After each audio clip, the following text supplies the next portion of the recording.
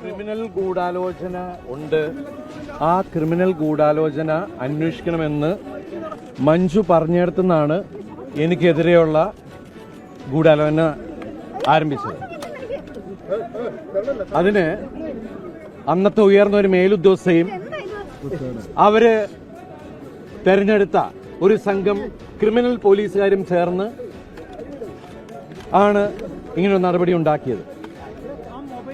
അതിനായിട്ട് ഈ കേസിലെ മുഖ്യപ്രതിയെ കൂട്ടുപിടിച്ച് അയാളുടെ ജയിലിൽ ഉണ്ടായിരുന്ന കൂട്ടുപ്രതികളെയും കൂട്ടുപിടിച്ചിട്ട് ഈ പോലീസ് സംഘം ഒരു കള്ളക്കഥ മെനഞ്ഞെടുക്കുകയാണ് ചെയ്തത്. എന്നിട്ട് ഈ പോലീസ് സംഘം ചില മാധ്യമങ്ങളെയും അവർക്ക് ഒത്താശ ചെയ്തു കൊടുക്കുന്ന ചില മാധ്യമ പ്രവർത്തകരെയും കൂട്ടുപിടിച്ച് ഈ കള്ളക്കഥ സാമൂഹ്യ മാധ്യമങ്ങളിലൂടെ പ്രചരിപ്പിക്കുകയും ചെയ്തു. ഇന്ന് കോടതിയിൽ ഈ പോലീസ് സംഘം ഉണ്ടാക്കിയ കള്ളക്കഥ തകരുകയാണ് ചെയ്തത്.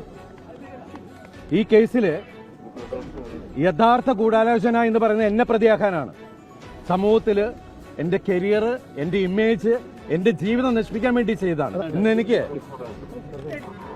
എന്റെ കൂടെ നിന്ന എല്ലാ കുടുംബാംഗങ്ങളോടും, എന്റെ സുഹൃത്തുക്കളും അവരുടെ കുടുംബങ്ങളോടും, അതുപോലെ എനിക്ക് വേണ്ടി കാണാത്ത കേൾക്കാത്ത ആളുകൾ ഒരുപാട് പേര്, കോടിക്കണക്കിന് ആൾക്കാരെ എനിക്ക് വേണ്ടി പ്രാർത്ഥിച്ചിട്ടുണ്ട്. അവരോടൊക്കെ ഞാൻ ആത്മാർത്ഥമായിട്ടുള്ള നന്ദി പറയുകയാണ്. അതുപോലെ ഈ 9 വർഷത്തോളം എനിക്ക് വേണ്ടി അഹോരാത്രം എനിക്ക് വേണ്ടി അത് ആത്മാർത്ഥമായിട്ട് ഡിഫെൻഡ് ചെയ്ത എന്റെ പ്രിയപ്പെട്ട ലോയേഴ്സ്, അതില് നിങ്ങൾക്ക് എല്ലാവർക്കും രാമപിള്ള സാർ, അദ്ദേഹത്തിന് ഞാൻ എന്റെ ജീവിതം കടപ്പാട് ആത്മാർത്ഥമായിട്ടുള്ള നന്ദി പറയുകയാണ്.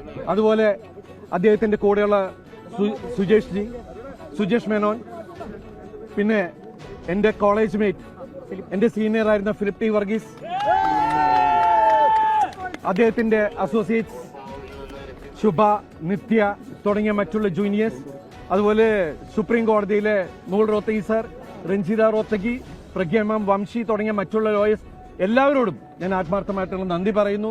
അതുപോലെ എന്നെ സപ്പോർട്ട് ചെയ്ത് ഈ 9 വർഷക്കാലത്തോളം ജീവിപ്പിച്ച, എന്നെ അത്രയും സപ്പോർട്ട് ചെയ്ത ഒരുപാട് ആളുകളുണ്ട്. അവരുടെ പേരെടുത്ത് പറഞ്ഞ തീരില്ല. അവര് വിവിധ മേഖലയിലുള്ള ആളുകളാണ്. അവരോടെല്ലാം ഈ നിമിഷത്തിൽ ഞാൻ ആത്മാർത്ഥമായിട്ടുള്ള നന്ദി പറയുകയാണ്. എല്ലാവരോടും ഒരുപാട് സന്തോഷം. ഇനി അത്